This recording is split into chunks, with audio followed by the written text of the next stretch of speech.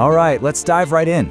Today, we're not just talking about managing customer experience. We're talking about becoming its architect. We're going to explore how the best leaders are shifting from just maintaining things to actually building innovative, unforgettable journeys from the ground up.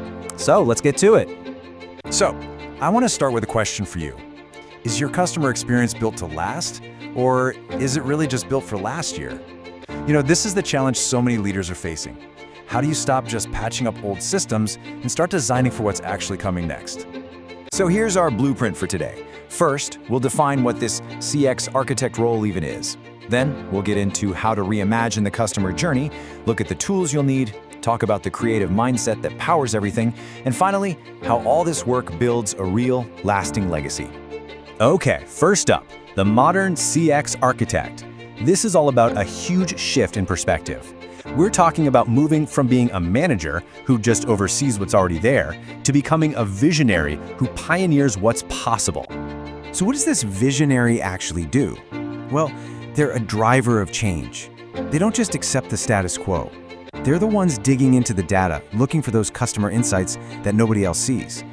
And their goal is to take every single touch point, even the boring ones, and turn them into experiences that people genuinely remember.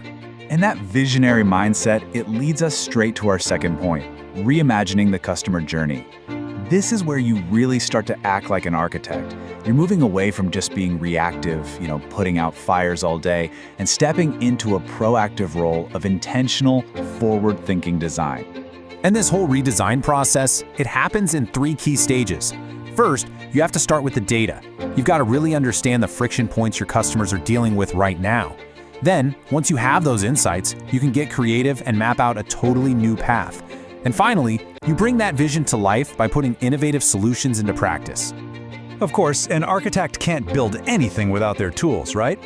So let's open up the toolkit for CX innovation and see what leaders are actually using to build these amazing new experiences. This slide really gets to the heart of the matter. It's a choice. Are you building ordinary transactional interactions? The stuff that's predictable and standardized? Or are you building something memorable, something that's personalized, creative, and totally transformative? One is forgettable. The other, that's what builds real loyalty. So how do you actually build that memorable experience? It's fueled by these key drivers. You're using personalization technologies to make it feel unique to each person. You're using creative service redesign to make it exciting. Your data-driven solutions tell you what's working, and all of this lets you stay agile and respond to whatever new challenges pop up. But here's the thing. You can have the best tools and the slickest strategies in the world, but they're useless without the right culture. And that brings us to the foundation of all of this, cultivating a creative mindset. This is where innovation actually comes from. So the first pillar of this mindset is to embrace experimentation. It means creating a space where your teams feel safe enough to try new things and not be terrified of failing. You have to get everyone to understand that a failed experiment isn't a failure, it's just really valuable data. The second pillar, championing collaboration. We all know that true innovation hardly ever happens in a silo. A real CX architect is constantly working to break down those walls between departments, because they know that when you bring different perspectives together, that's where the magic happens.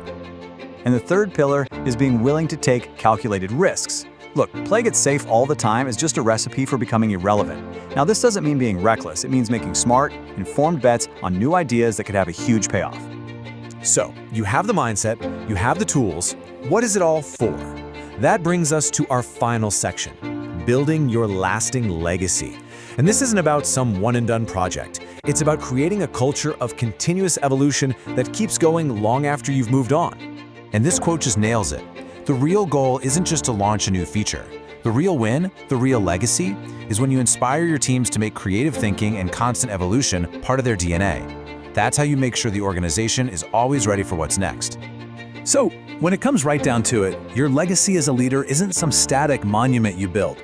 It's much more like a living garden, a customer experience that is constantly adapting, growing, and even learning to anticipate what your customers will need tomorrow. So we'll leave you with one final question to think about. As the architect of your customer's experience, what's the very first brick you're going to lay to start building something better for tomorrow?